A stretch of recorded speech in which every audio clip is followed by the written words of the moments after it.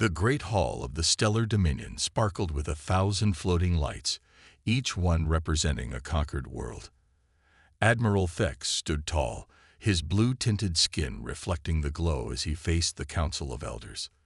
Behind him, a holographic map showed the latest reports from the outer rim of their territory.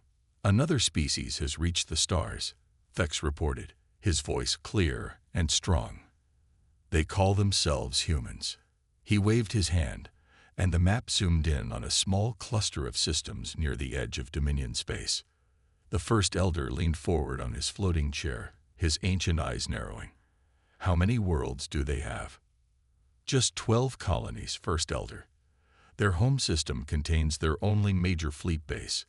Thex moved his fingers through the hologram, highlighting the human territories in red. "Their ships are small, and they used physical weapons instead of energy beams." Laughter filled the great hall. The Second Elder shook his head, making his ceremonial chains jingle. "Physical weapons, like throwing rocks in space." More laughter followed. But Thex didn't laugh. He had studied the reports carefully. They use something they call railguns and missiles. Yes, they are physical weapons, but primitive. The Third Elder cut him off. "Like all the others we have brought into our empire, they will learn our ways, or they will fall." Thex tried again. "There's something different about them. Their ships have thick armor instead of shields. They don't follow normal patrol routes. The First Elder raised his hand for silence. "Admiral Thex, you worry too much. How many ships do we have in our fleet?" 10,000, First Elder. "And these humans?" Thex checked his datapad. "About 200 that we've detected." More laughter echoed through the hall. The First Elder smiled, showing his pointed teeth. "Then it is settled. Send them our usual message. Submit to the Dominion, or face our might." "Yes, First Elder." Thex bowed, but his stomach felt tight. Something about these humans bothered him. Their ships moved differently, more like hunters than soldiers. They didn't broadcast their positions like other races did. They watched, and they waited. As Thex left the great hall, his second-in-command met him in the corridor. "The Council has made their decision."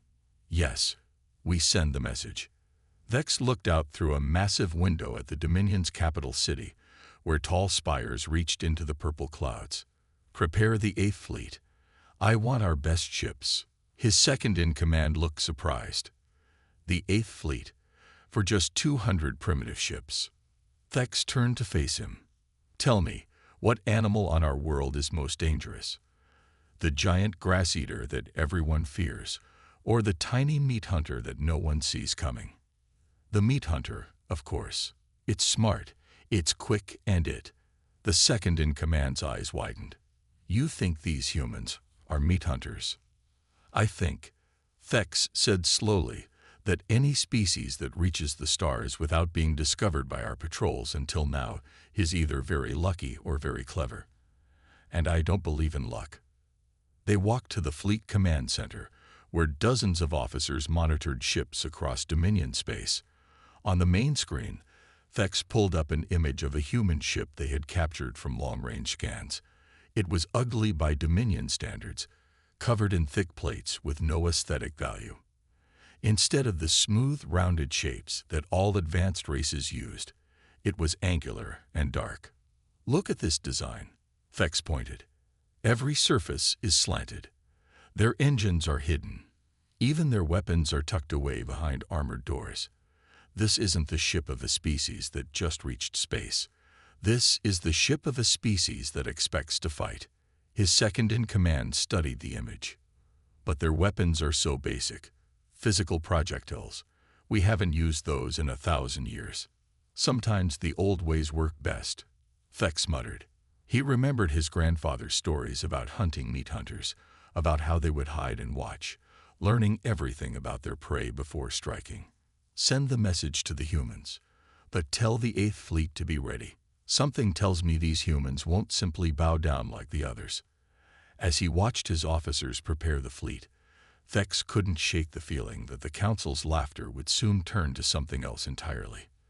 The Dominion had conquered dozens of species, but they had all fought the same way, used the same tactics.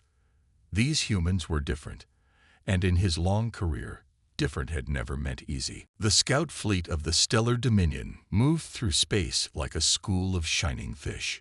Their silver hulls gleamed in the light of distant stars as they approached the edge of human territory. 5 ships strong, they carried the pride and power of an empire that had never known defeat. Fleet Commander Red stood on his bridge, watching the darkness ahead. His orders were simple: find a human ship, deliver the Dominion's demands, and report back. He expected the humans would do what every other race had done: bow down before superior power. Contact, his sensor officer called out. Single human vessel detected, moving at low speed along the border. Red smiled. Perfect. Show me. The main screen lit up with an image of a human warship. It was smaller than his command ship, dark and angular. The name Thunderchild was written in strange symbols along its hull. Unlike the elegant Dominion ships, it looked like a chunk of metal someone had hammered into space. Open communications, Red ordered. He straightened his uniform, ready to deliver the speech he had given many times before. The screen flickered, and a human appeared. It wore a dark uniform and sat in what looked like a simple metal chair. Behind it, Red could see other humans working at basic-looking control stations. "This is Captain James of the UES Thunderchild," the human said. Its voice was calm, almost too calm. "You've entered human space. Please state your business." Red didn't bother hiding his amusement. "I am Fleet Commander Red of the Stellar Dominion.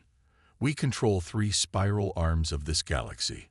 We have conquered 42 species and rule over 10,000 worlds. We have come to offer you a place in our empire." The human captain's face didn't change. "That's a generous offer, Commander, but we're not interested in joining any empires today. Perhaps we could arrange a diplomatic meeting instead." "You misunderstand," Red said. "This is not an offer you can refuse. Join us willingly, and your people will be treated well. Resist, and we will take what we want anyway." He nodded to his weapons officer. "Fire a warning shot. Show them our power." A beam of pure energy shot out from his ship, passing close to the Thunderchild. The human vessel should have detected the enormous power of the blast, should have realized that Dominion technology was far beyond their own. But Captain James just sat there, still looking calm. "I see. Is that your final position on the matter?"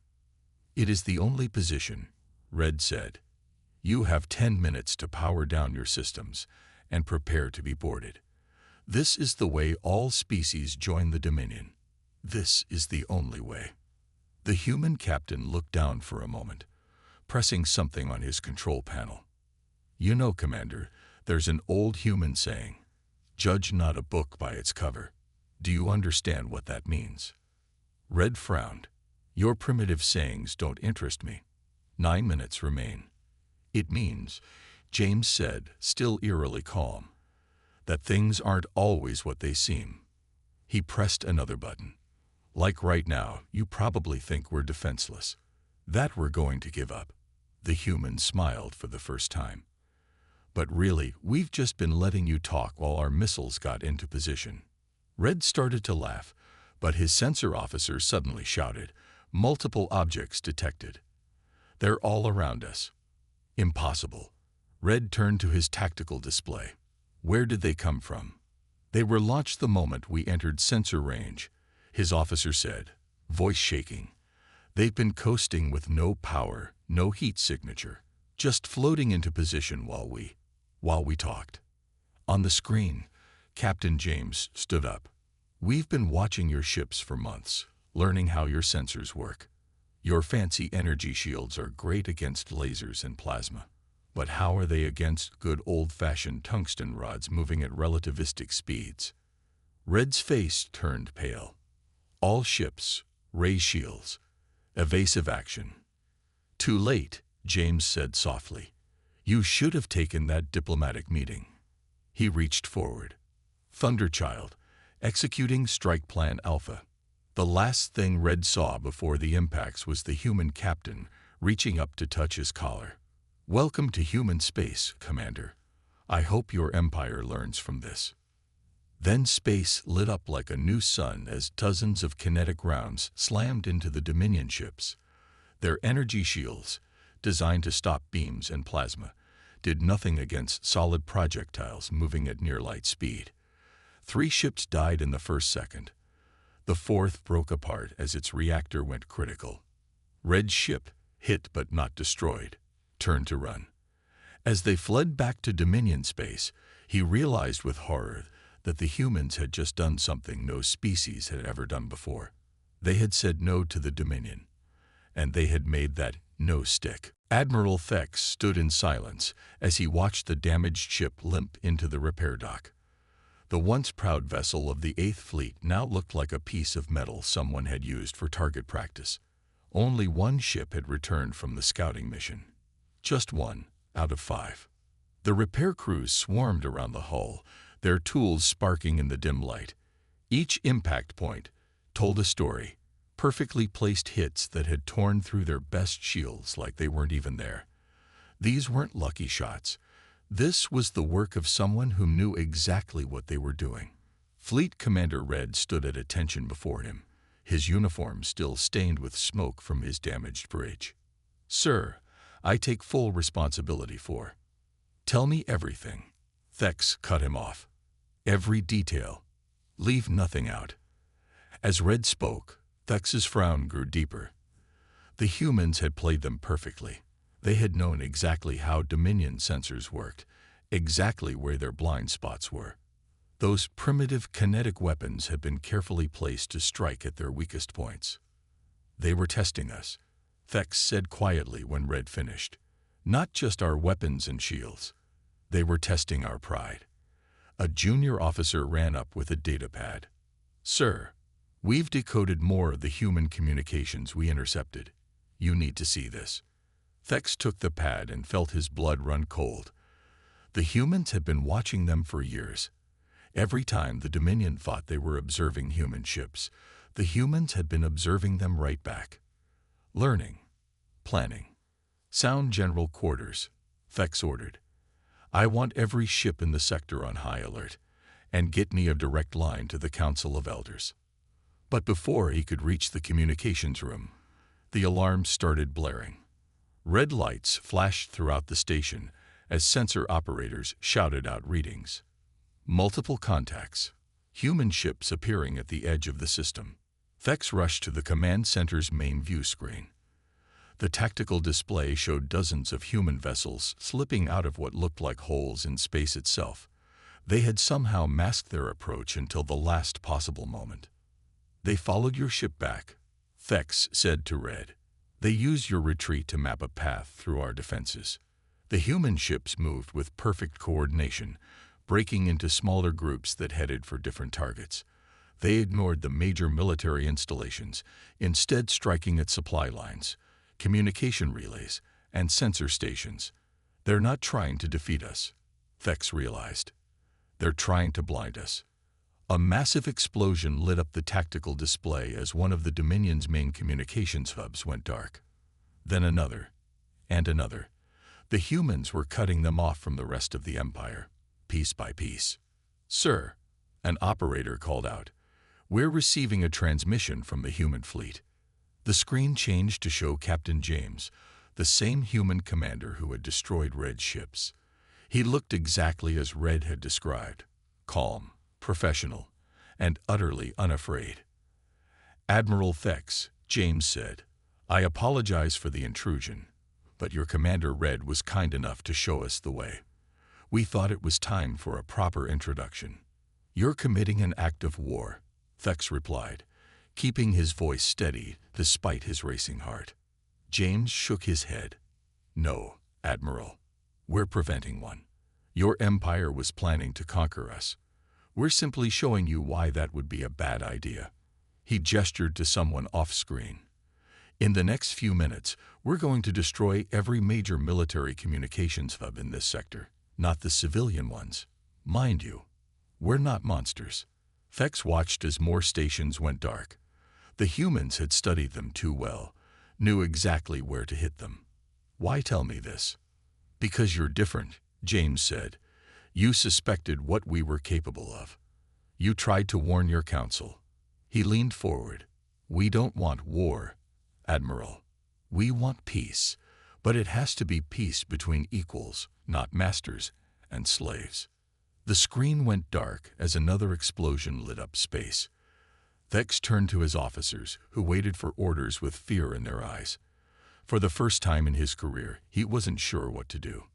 The mighty stellar dominion had just learned a lesson that would shake it to its core.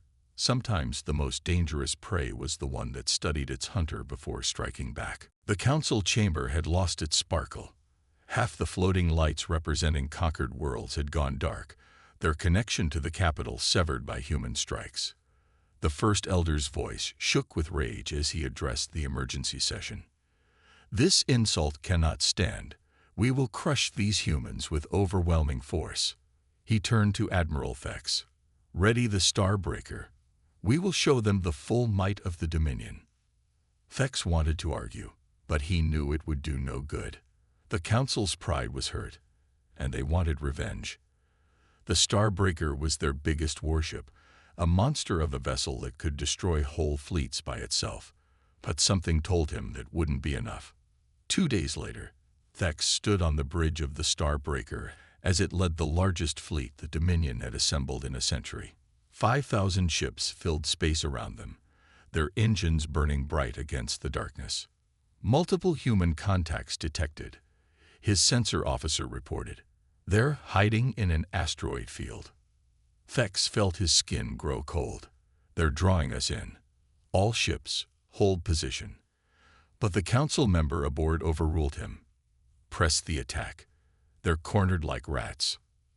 The Dominion fleet surged forward, their energy weapons lighting up space as they fired at the asteroids hiding the human ships. Rocks exploded into clouds of debris, but the humans had already moved. "Sir," the sensor officer shouted, "the debris, it's moving against the explosion pattern." Thex realized the truth too late. It's not debris. They're missiles disguised as rocks. Hundreds of hidden warheads activated at once, their simple rocket engines pushing them straight into the heart of the Dominion formation.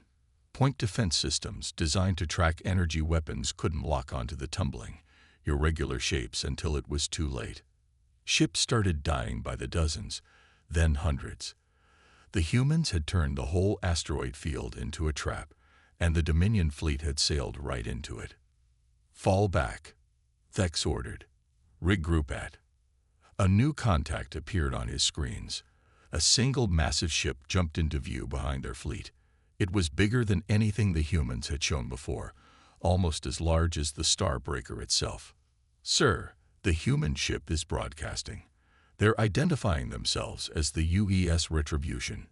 The view screen lit up to show Captain James again, but this time he stood on a bridge that hummed with power. "Hello again, Admiral. I see you brought friends. So did we." The sides of the Retribution opened like a blooming flower, revealing hundreds of launch bays. Small ships poured out, each one no bigger than a shuttle. But Thex's sensors showed they were packed with the same terrible kinetic weapons that had torn through their shields before. "You see, Admiral," James continued, "we learned something watching your empire. You always think bigger is better. Bigger ships, bigger fleets, bigger weapons. But humans, we learned different lessons in our history. We learned that sometimes the smallest things can change the course of wars." The human strike craft darted through the Dominion formation like angry insects, too small and fast for the big ship's weapons to track. Each one carried just one shot, but each shot could kill a cruiser. "Status report," the council member demanded. "We've lost 40% of the fleet," an officer replied, his voice shaking. "The human fighters, they're targeting our engines. They're not trying to destroy us. They're stranding us here." Thex watched as the mighty Starbreaker's engine deck took a direct hit. The massive ship began to drift, its power systems failing one by one. All around them, Dominion ships floated helpless in space, unable to fight or flee. The Retribution glided past them, its swarm of fighters returning to their base. Captain James's voice came over the comm one last time. "We'll send rescue ships for your crews once we've secured the sector. Remember this day, Admiral. Remember that humans don't want to rule the galaxy. We just want to live in peace. But if anyone threatens that peace," he let the sentence hang unfinished. As Thex looked out at his crippled fleet, he understood at last. The humans hadn't just beaten them. They had changed the rules of war itself, and the stellar Dominion would never be the same. News of the Starbreakers' defeat spread through the Dominion like a wildfire. In the capital, crowds gathered in the streets, whispering about the impossible. Their greatest fleet defeated, their mightiest warship crippled, all by a species they had dismissed as primitive just weeks ago. Admiral Thex walked through the halls of the Starbreakers repair dock, watching teams try to fix the damage. The mighty ship's engine deck was still torn open, showing the power of human kinetic weapons. But it wasn't just the physical damage that worried him. Something far more dangerous was spreading through the Empire. Doubt. "Admiral." A young officer ran up to him, holding a datapad. "We've intercepted human communications. They're talking to our colony worlds." Thex took the pad and read quickly. The humans were sending messages to every world in the Dominion, but not threats. They were offering trade deals, cultural exchanges. They talked about peace and cooperation between equals. "Sir," the officer said quietly, "some of the outer colonies are already responding. They want to talk to the humans." Before Thex could reply, an alarm blared through the station. The main screen lit up with new contacts. Human ships appearing near major Dominion worlds. But they weren't attacking. They just sat there, broadcasting messages of peace to anyone who would listen. In the council chamber, the elders argued in panic. "We must strike back, gather another fleet." "With what ships?" the second elder asked. "Half our fleet is still being repaired. And the outer colonies, they're refusing to send their ships to help." The first elder's face turned dark with rage. "Then they are traitors. We will." "You will do nothing," a new voice said. Everyone turned to see Admiral Thex enter the chamber. He walked to the center of the room and touched a control panel. A hologram appeared, showing the current state of the Dominion. Nearly a third of their worlds were marked in a different color, worlds that were now talking to the humans. "The humans didn't just be our fleet," Thex said. "They showed our people something they had never seen before, a powerful species that doesn't want to conquer others." He waved his hand, and the hologram changed to show human ships helping repair the damaged Dominion vessels they had disabled. "While we debate in this room, they are out there, showing our people kindness, helping our crews, trading with our worlds, making friends instead of slaves. This is treason." The first elder shouted. "You support these primitives." Thex shook his head. "I support survival. The humans could have destroyed our ships, killed our crews. Instead, they chose to show mercy. Not because they are weak, but because they are strong enough not to need cruelty." A message flashed on the main screen, another human transmission. But this one was different.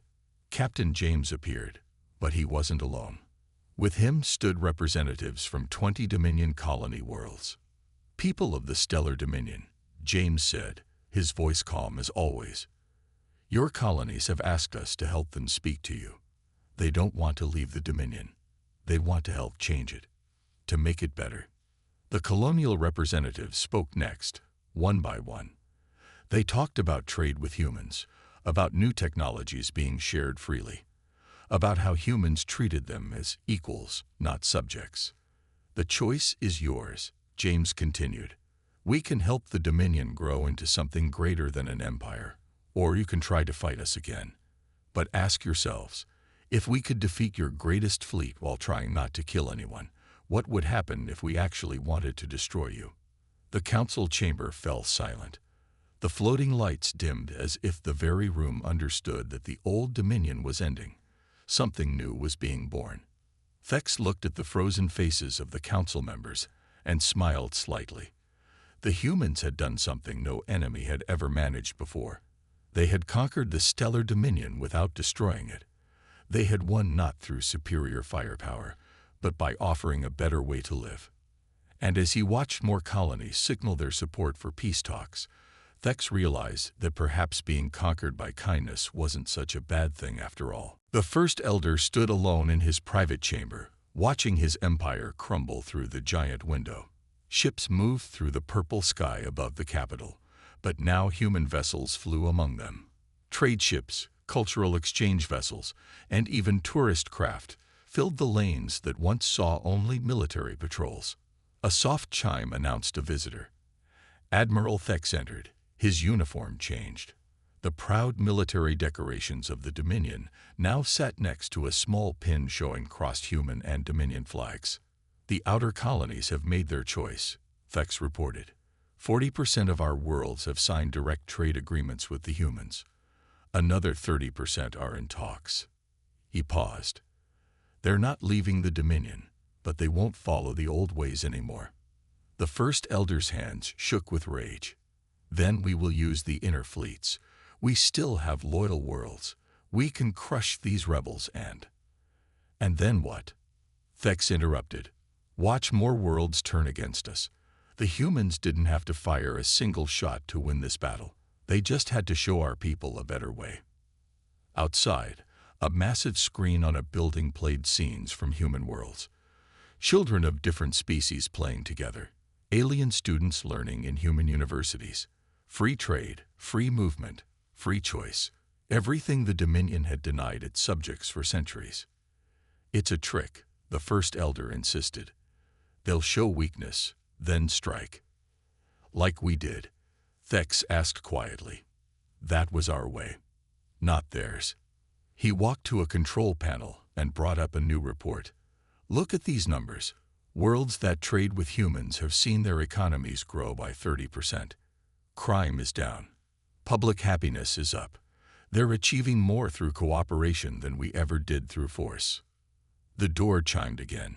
Captain James entered, along with representatives from several Dominion worlds. The human captain looked different now. Less military, more diplomatic. He wore a formal suit that mixed human and Dominion styles. First Elder, James said with a polite bow. The council is waiting. It's time to vote on the reforms. The First Elder's face twisted. I will not bow to primitives. I'll die before I. No one is asking you to bow, James interrupted gently. We're asking you to stand up. To stand with us as equals and help build something better than an empire. He gestured to the representatives. Your people want change. They've seen what's possible when species work together instead of conquering each other. One of the representatives, a young governor from an outer world, stepped forward. First Elder, my world's economy has doubled since we started trading with humans. Our people are learning new technologies, new ways of thinking. We're growing stronger, not weaker. And the humans ask nothing in return. The First Elder sneered. We ask for peace, James said. For cooperation. For a chance to show that the galaxy is big enough for all of us to thrive without fighting. He smiled slightly. You thought we were primitive because we didn't build our ships like yours. But maybe we just learned different lessons from history. Thex watched his old leader carefully. The First Elder stood rigid, his pride battling with reality. Through the window, more screens showed human and Dominion ships working together to build a new trade station. Children from both species watched in awe as the construction robots danced through space. The council is waiting for your vote, Thex said softly. You can lead us into a new age, or you can be remembered as the leader who couldn't accept that peace is stronger than war. The First Elder looked out at his changing capital one last time. The old symbols of conquest were coming down, replaced by signs of cooperation and growth. His empire wasn't dying. It was evolving into something new. Something, perhaps, better. Very well, he said at last, his voice heavy with the weight of centuries. Let us see what this new age looks like. He turned to James. But know this, human, if your people ever betray this trust. James nodded seriously. We won't, because unlike the old Dominion, we understand that true strength comes from lifting others up, not pushing them down. Together, they walked to the council chamber, where the future of two civilizations waited to be born. 1 year had passed since the day the humans had first appeared on the Dominion's borders. The great hall of the council looked very different now. The floating lights no longer showed conquered worlds, but willing partners in a growing alliance, where once only Dominion elders sat, now representatives from dozens of species filled the chamber. Admiral Thex, newly appointed as head of the Joint Defense Force, stood beside Captain James as they watched the proceedings. The human captain had become a familiar sight in the capital, a living symbol of how much had changed. The trade reports for the first year are ready, a young Dominion official announced. Economic growth has exceeded all projections. The new joint shipyards are operating at full capacity. On the main screen, images showed the newest vessels being built. They combined Dominion energy weapons with human armor designs. Shield technology worked alongside kinetic point defense systems, the best of both worlds, working together. Did you ever think it would turn out like this? Thex asked quietly. When you first fired those kinetic rounds at our ships. James smiled. We hoped it would. That's why we disabled your ships instead of destroying them. We studied your history, your culture. We knew the Dominion could be more than just another empire. The chamber doors opened, and a group of children ran in, human and Dominion youngsters together, wearing the uniforms of the new joint education program. They were here to see how their governments worked together. One small Dominion child waved excitedly at Thex. My granddaughter, he explained to James. She wants to be a starship captain. Says she'll have a mixed crew, just like the new ships. And the council allows children here now. Another human idea we've adopted. Transparency. Letting our people see how decisions are made. Thex gestured to the changed chamber. No more plots in dark rooms. No more rules made in secret. The first elder, now called the first speaker, stood to address the gathering. His once proud military uniform had been replaced by simple diplomatic robes. 1 year ago, we thought we were the strongest force in our part of the galaxy. We were wrong. Not because our ships were weak, but because we measured strength only in weapons. He touched a control, and the room's holographic display showed the new trade routes connecting human and Dominion worlds. Bright lines of commerce and cooperation spread like a web across space. The humans taught us that true power comes not from conquest, but from cooperation. Not from forcing others to serve, but from working together as equals. The first speaker looked at James. We thought they were primitive because they used simple weapons, but their greatest weapon wasn't their missiles or ships. It was patience. Thex added, the wisdom to study us, to understand us, the strength to show mercy when they could have destroyed us. A new ship appeared on the main screen, the flagship of the Joint Fleet. It bore both human and Dominion markings, its design a perfect blend of both civilizations' technologies, and its name, written in both languages, Peace Through Understanding. The old Dominion is gone, the first speaker concluded. But what we're building in its place is far greater than an empire. We're building a future where our children won't know why we ever thought conquest was better than cooperation. As the chamber erupted in applause, James turned to Thex. You know, some back on Earth worried this was a mistake, that we should have just defeated you militarily and been done with it. Thex nodded, and some here wanted to fight to the last ship rather than change. Both sides had to learn the same lesson. And what lesson was that? That the strongest steel isn't forged in battle, Thex said, watching his granddaughter listen in awe to a human child explaining something. It's forged in peace.